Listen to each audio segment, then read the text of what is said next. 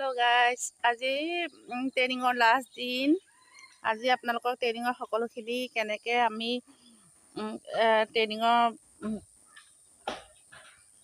সেইবিলাক কুৱেশ্যনবিলাক কেনেকৈ কৰোঁ, অনলাইন কুৱেশ্যনবিলাক বা কেনেকৈ আমি TLM-বিলাক বনাওঁ, সকলোখিনি দেখুৱাই থাকিম।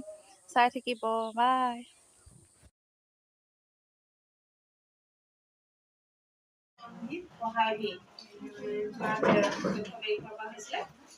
গতিকে প্ৰথম দিনা যিটো আমি সহায়িক সম্পৰ্কত পঢ়িছিলোঁ শিকাইছিলে, তাৰ দ্বিতীয় দিনৰ কাৰ্যসূচীত আমাৰ পোষণৰ ওপৰত গ'লে পোষণ মানে আমি ক'বলৈ গ'লে খাদ্য।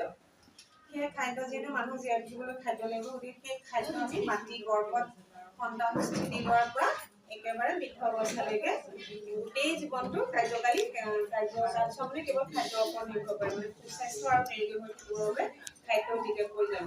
গতিকে মাটি গৰ্ভত সন্তানটো স্থিতি লৈ 2 বছৰলৈ 1000 দিন, 1000 দিনত আমাৰ অতিকৈ জৰুৰী বৰ্ষ হিচাপে আমি সেই সমস্যা ভাবোঁ। মানে সন্তানটি গৰ্ভত স্থিতি লোৱাৰ পৰাই আমি মানে সন্তানটোৰ ভৱিষ্যত সুস্বাস্থ্যগৰাকী হ'বৰ বাবে আমি যত্ন ল'ব লাগিব। সেইকাৰণে মাতৃগৰাকীক আমি বিশেষকৈ খাদ্য মানে সম্পূৰ্ণ খাদ্য যোগান ধৰিব। খাদ্য যেনেকৈ মানে খাদ্য বুলি ক'বলৈ হ'লে খাদ্যত সকলোখিনি উপাদান থকা, মানে ভিটামিন, মিনাৰেলছ, শৰ্কৰা, কাৰ্বহাইড্ৰেট, প্ৰটিন সকলোখিনি পৰিপূৰ্ণ খাদ্য আমি যোগান ধৰিব লাগিব।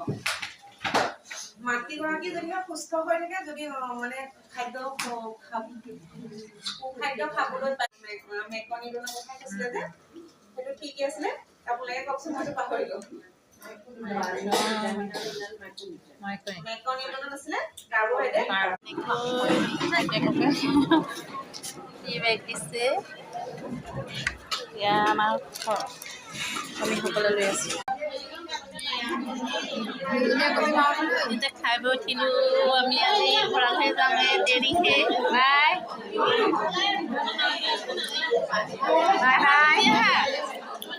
ফটোটো মাৰি চাওঁ। আজি ট্ৰেইনিং শেষ হ'ল, বৰ ভাল লাগিলে। ছুটি একদম পূৰা মানে জমাই আছে আমাৰ ট্ৰেইনিঙত।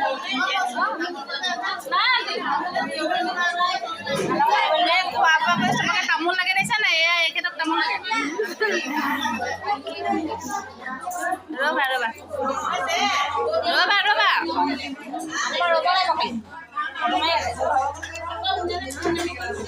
ৰ'বা তামোল খোৱা কথা থাকিব নোৱাৰি, দি দিয়া। চবে